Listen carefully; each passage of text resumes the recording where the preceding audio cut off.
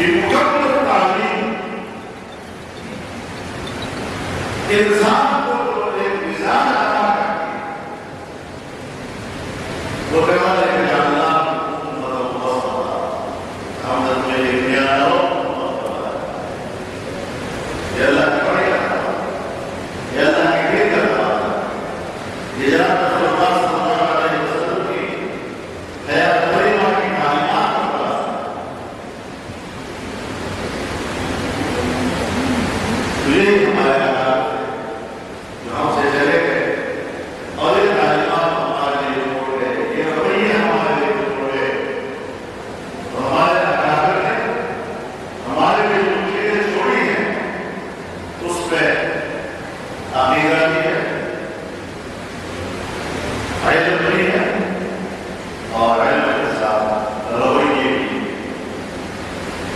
کیونکہ جناب رسول اللہ صلی اللہ علیہ وسلم کا ارشاد ہے انما بعثت معلما, میں استاد بنا کر بھیجا گیا.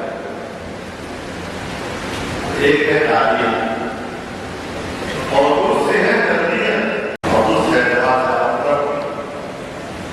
ہمارے بنارس ہے جس کے اساس دیوبند ہے, ہم دونوں چیزیں ہیں, علم بھی ہے اور تربیت بھی ہے.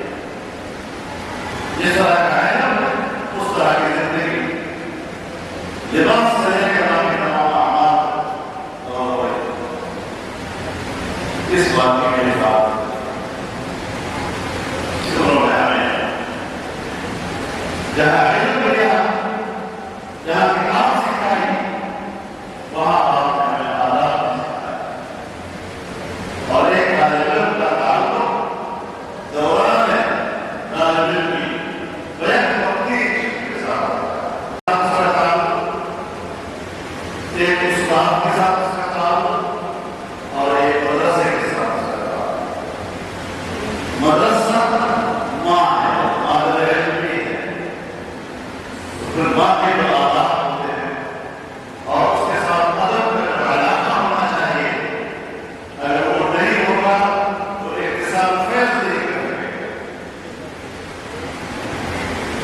کتاب آپ کی انسانی تجربہ کا غذا کا ذریعہ ذخیرہ ہے.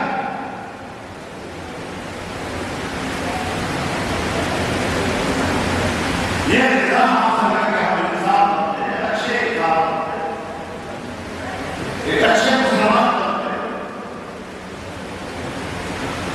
تو کتاب کا بھی عزت ہونی چاہیے, ادب ہونی چاہیے. سرا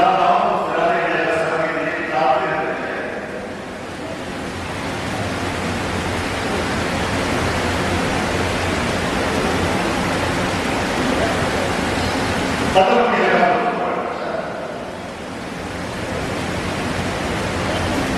اور استاد اس کی حیثیت باپ کی سارے رات مطالعہ کرتا ہے اور کتابوں کے اندر سے آپ کے لیے آپ کے استعداد کے مطابق غذا چنتا ہے اور اس کو آپ کو مطالعہ کرتا ہے.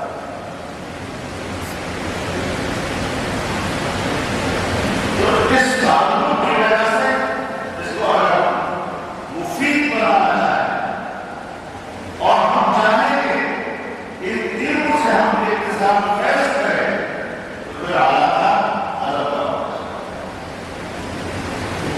اللہ تعالیٰ نے یہ پورا عطا فرمایا.